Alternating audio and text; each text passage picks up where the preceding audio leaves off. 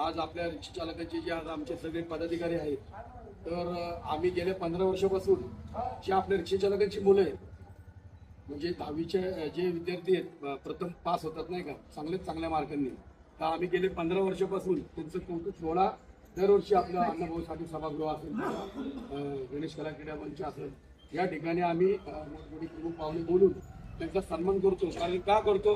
कारण आपल्या रिक्षा चालकाचा मुलगा किंवा मुलगी तिलाही जाणवलं पाहिजे की बाबा माझा वडील किंवा माझे वडील रिक्षा जरी चालत असतील तरी ते कुठे कमी नाहीये. समाजामध्ये एक त्यांना मानाचं स्थान आहे आणि रिक्षा चालक हा देखील समाजातील महत्वाचा घटक आहे. आणि आज आमचे रामभाऊ यांची कन्या म्हणजे रिक्षा चालकाची मुलगी आज MPSC मध्ये जर चांगल्या मार्कांनी पास होत असेल तर आज आम्हाला सगळे म्हणजे आमच्या रिक्षा चालक बांधवांना एक मोठं आपलं कौतुक वाटलं. आणि त्या अनुषंगाने आमच्या पाल्याचं कुठेतरी कौतुक झालं पाहिजे आणि समाजालाही कळलं पाहिजे की आमची मुलं सुद्धा कुठे कमी नाहीये. आज कुठे जरी आमच्या मुलांना तुम्ही झोपून दिलं तरी ते तिथं ताटमानेने उभे राहून त्यांचे ते स्वतःच्या पायावर रिक्षेने उभे राहतील.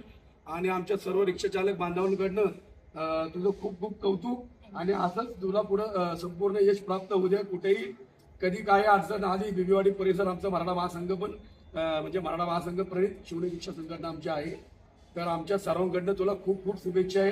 कुठेतरी